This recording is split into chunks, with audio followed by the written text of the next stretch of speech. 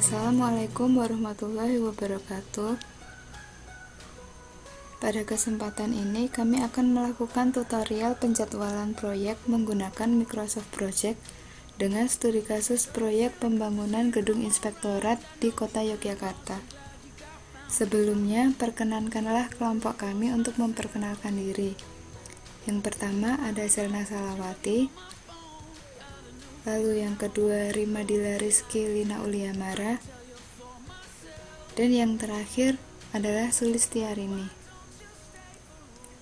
Sebelum melakukan penjadwalan menggunakan Microsoft Project, alangkah baiknya kita mempersiapkan activity sequencing yang berisi tahapan pelaksanaan, predecessor, dan suksesor, serta ada tambahan untuk durasi pengerjaan proyek serta sumber daya yang digunakan baik pekerja maupun materialnya. Selain itu, persiapkan pula RAB yang telah dibuat, yaitu mencakup kebutuhan human resource dan material resource.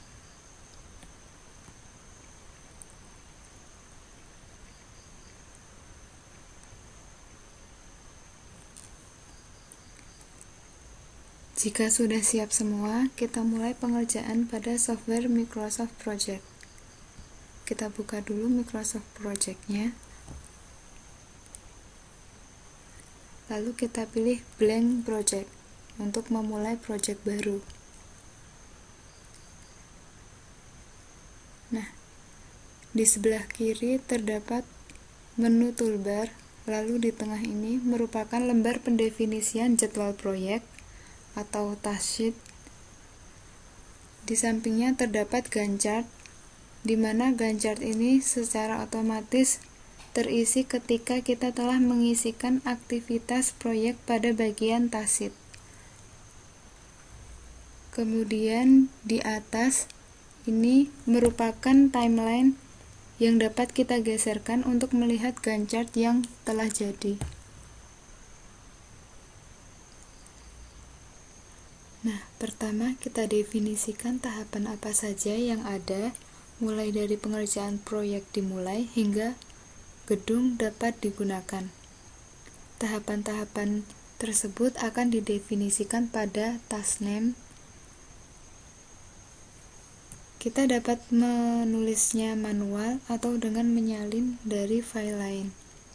Kita buka file activity sequencing yang telah dibuat. Lalu kita salin tahapan pelaksanaannya. Kita copy, lalu kita paste.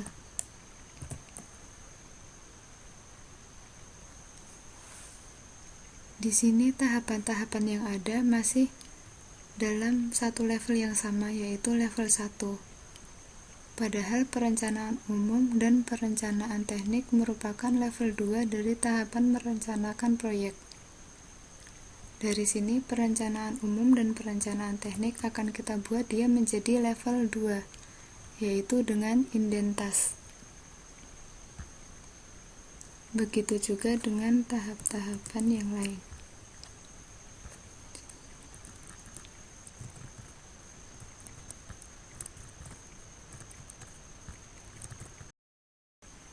Nah, dari sini kita dapat mengetahui untuk yang di sini adalah level 1 dan yang mencorok ke dalam adalah level 2 dari setiap tahapan yang ada. Nah, jika sudah, kita ubah start pada tahap pertama sesuai dengan skop yang telah dibuat, yaitu proyek dimulai pada hari Senin tanggal 5 September tahun 2016. Tanggal 5 September 2016. Nah, lalu untuk perencanaan umum, durasi waktunya adalah 3 hari, dimulai pada tanggal 5 September. Nah, otomatis di sini akan muncul hari selesainya, yaitu pada hari Rabu tanggal 7 September. Kemudian tahap selanjutnya adalah perencanaan teknik yang dilakukan selama 4 hari. Nah, start day-nya yaitu pada tanggal 8. Nah, selesainya tanggal 13. Nah, karena di sini selesainya belum sesuai dengan perencanaan teknik, maka kita ubah selesai pada tanggal 13. Nah, pada timeline ini kita bisa geser hingga ke bulan September. Nah, dari Gantt chart ini dapat kita lihat bahwa perencanaan umum selesai, lalu perencanaan teknik dimulai.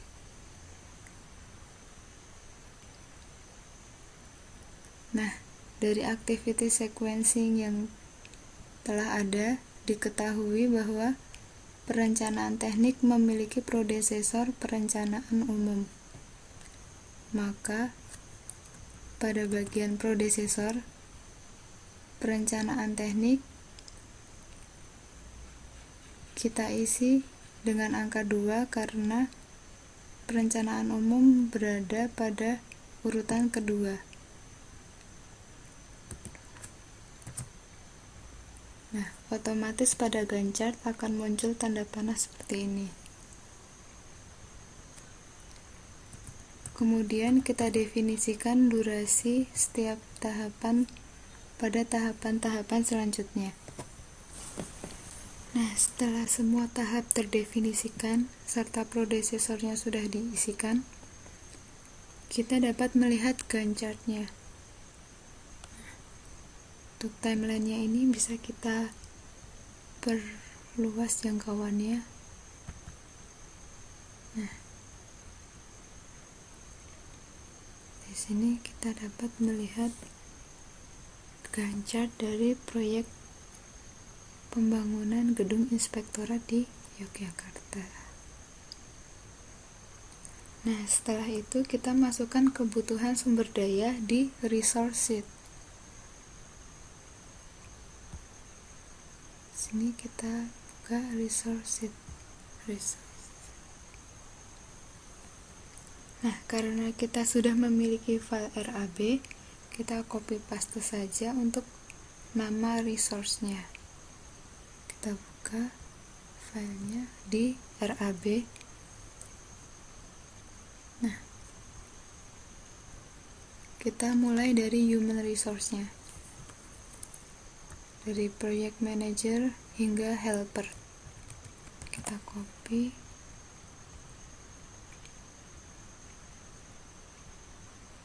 lalu paste. Nah, di sini tipenya sudah work, maka dia sudah termasuk pekerja. Untuk biaya yang dikeluarkan kita isi pada cost per use. Kita copy paste lagi dari RAB yang kita miliki, diambil pada totalnya saja. Kita copy,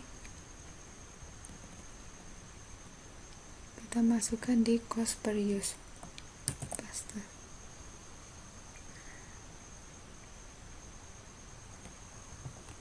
Untuk selanjutnya adalah kebutuhan material. Kita copy lagi dari file RAB untuk material resource. Keseluruhannya kita copy lagi, kita paste di. Nah, di sini karena bentuknya masih work atau pekerja, kita ubah menjadi material. Material ini bisa kita copy paste saja.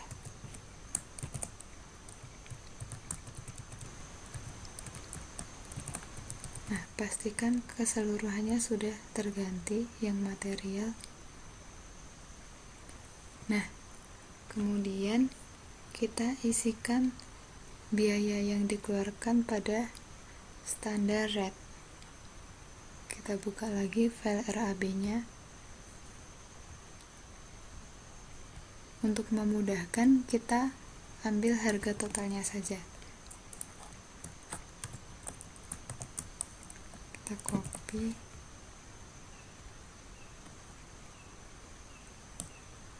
Paste.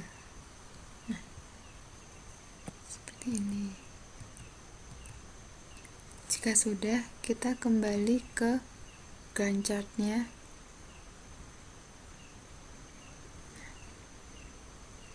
Kita lebarkan. Nah, di sini ada resource name. Kita masukkan resource apa saja yang dibutuhkan pada setiap tahapnya. Untuk perencanaan umum, resource yang dibutuhkan adalah akuntan, commercial manager, dan project manager. Di sini sudah sesuai dengan urutan abjad, jadi lebih memudahkan kita dalam mencari.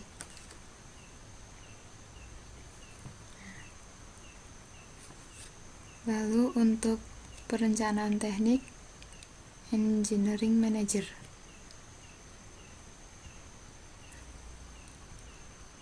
Kita isikan keseluruhan tahapnya dengan resource name yang bersangkutan. Nah, jika sudah terisi semua, maka pada Gantt chart akan terdapat keterangan resource yang terlibat dalam tahap tersebut, seperti dalam tahap melakukan pemeliharaan, kepala logistik dan gudang terlibat di dalamnya. Begitu juga dengan tahapan-tahapan sebelumnya. Kita geser timeline-nya untuk melihat.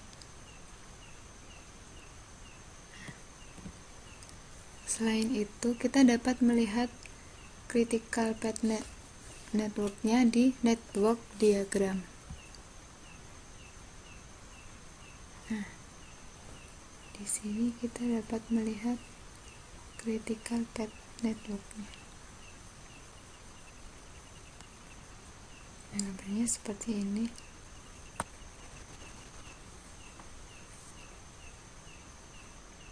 Untuk melihat report dari penjadwalan yang telah kita buat, kita bisa lihat di menu report.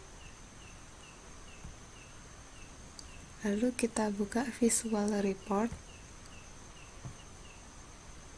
Nah, ini kita lihat baseline cost-nya.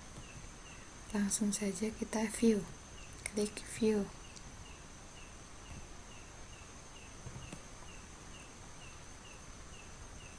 Kita tunggu sampai dia selesai.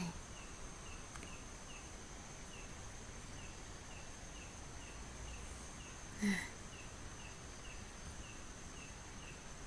ini baseline cost report-nya. Dapat kita lihat bahwa dalam tahap melaksanakan proyek, di situ cost-nya paling tinggi, hingga mencapai 3 miliar. Di sini karena semua material resource digunakan di tahap melaksanakan proyek, sedangkan yang lainnya hanya menggunakan human resource seperti halnya project manager, engineering manager, dan sebagainya. Kemudian kita juga dapat melihat rincian biayanya untuk setiap tahap di assignment usage. Nah, di sini dapat dilihat rincian biaya setiap level 1, yaitu misalkan tahap merencanakan proyek, biaya yang dibutuhkan adalah 69 juta rupiah. Lalu tahap kedua yaitu tahap meyakinkan kelayakan proyek, yaitu membutuhkan biaya sebesar 70 juta. Setiap tahapan level 1 ini dapat kita breakdown lagi, sehingga kita dapat melihat rincian biaya yang dikeluarkan pada level 2, yaitu pada tahap merencanakan proyek. Level 2-nya adalah perencanaan umum dan perencanaan teknik. Perencanaan umum membutuhkan biaya sebanyak Rp54 juta dan perencanaan teknik sebanyak Rp15 juta. Ini kita breakdown saja sehingga rincian biaya yang didapatkan itu lebih mendetail lagi, yaitu pada setiap level 2 tahapan-tahapannya. Nah, di sini kita juga dapat melihat hanya berdasarkan tahunnya. Untuk weekly calendar ini kita bisa melihat hanya tahun 2016 saja atau 2017 saja. Lalu bisa kita breakdown lagi.